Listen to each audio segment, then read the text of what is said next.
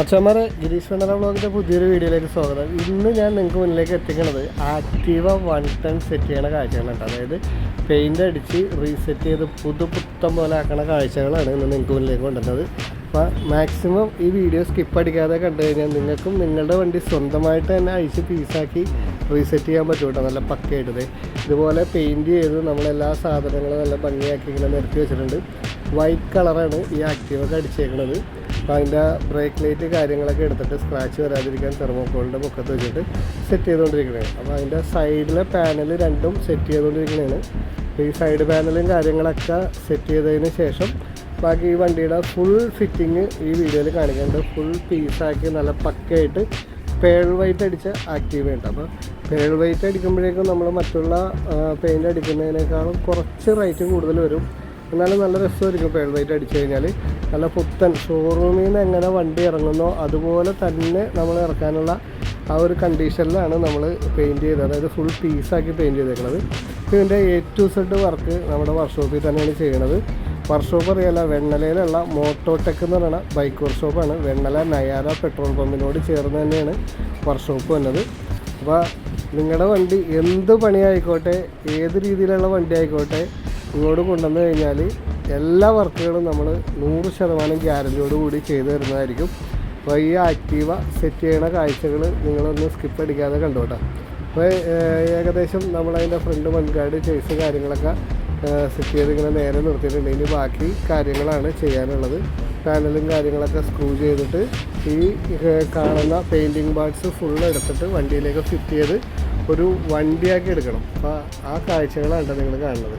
അപ്പോൾ ഇത് നമ്മുടെ ഒരു അറിയാവുന്നൊരു സുഹൃത്തിൻ്റെ വണ്ടി തന്നെയാണ്. അപ്പോൾ ആ ഫുൾ തുരുമ്പായിരുന്നു. അവർ ഈ പറഞ്ഞ പോലെ തന്നെ ഉപ്പുവെള്ളം കൂടുതലായിട്ട് ഇതിലേക്ക് അടിച്ചിട്ട് ഇതിൻ്റെ സൈഡ് പാനലും കാര്യങ്ങളൊക്കെ തുരുമ്പെടുത്ത് പോയിക്കണമായിരുന്നു. പ്ലാറ്റ്ഫോമും കാര്യങ്ങളൊക്കെ ഫുള്ള് തുരുമ്പെടുത്ത് പോയിക്കണമായിരുന്നു.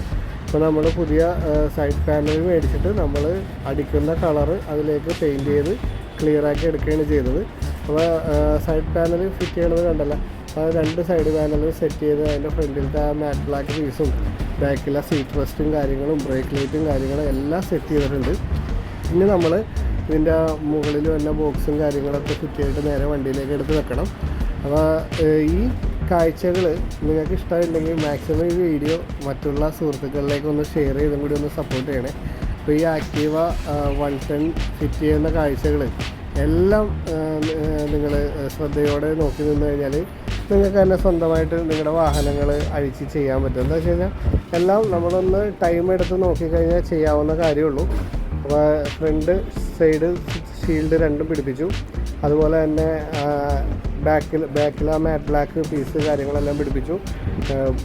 നമ്മുടെ ഫ്രണ്ട് സൈഡ് പാനലിൻ്റെയും അതേപോലെ തന്നെ മീറ്റർ കൺസോൾ അങ്ങനെയുള്ള കാര്യങ്ങളൊക്കെ എടുത്ത് വണ്ടിയിലേക്ക് സെറ്റ് ചെയ്ത് കഴിഞ്ഞാൽ ഫുൾ ഫിനിഷ് ചെയ്ത് ഇതേപോലെ ഫുൾ പക്കയായിട്ട് ഫിനിഷ് ചെയ്ത്. അതായത് ഇത് ഇപ്പോൾ കണ്ടു കഴിഞ്ഞാൽ ശരിക്കും ഒരു പുത്തൻ വണ്ടി ഷോറൂമിൽ നിന്ന് ഇറക്കുമ്പോൾ എങ്ങനെ ഇരിക്കും അതുപോലത്തെ ആ ഒരു ഫിനിഷിൽ തന്നെ യാതൊരു കോംപ്രമൈസും ഇല്ലാതെ A to Z സാധനങ്ങൾ നല്ല പക്ക പെർഫെക്ഷനായിട്ടാണ് ഈ വണ്ടിയുടെ ചെയ്തേക്കുന്നത്.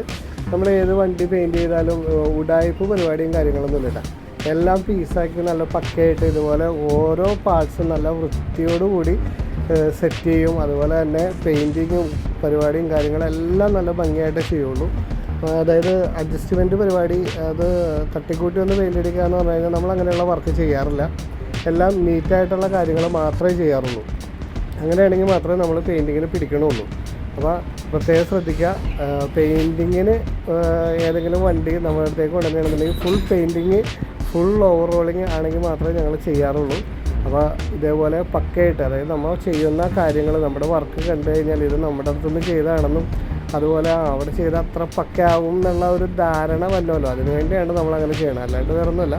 അപ്പോൾ പക്ക 100% ഒരു ഷോറൂമിൽ നിന്നും വണ്ടി എങ്ങനെ ഇറങ്ങുന്നോ അതുപോലെ തന്നെ നമ്മൾ ഇറക്കി കൊടുക്കാനായിട്ട് മാക്സിമം അതായത് നമ്മുടെ 100% എഫേർട്ട് അതിൽ എടുക്കാറുണ്ട്. അപ്പോൾ നല്ല ഭംഗിയായിട്ട് ആക്റ്റീവ 110ൻ്റെ പെയിൻറ്റിങ്ങും കാര്യങ്ങളെല്ലാം കഴിഞ്ഞിട്ടുണ്ട്.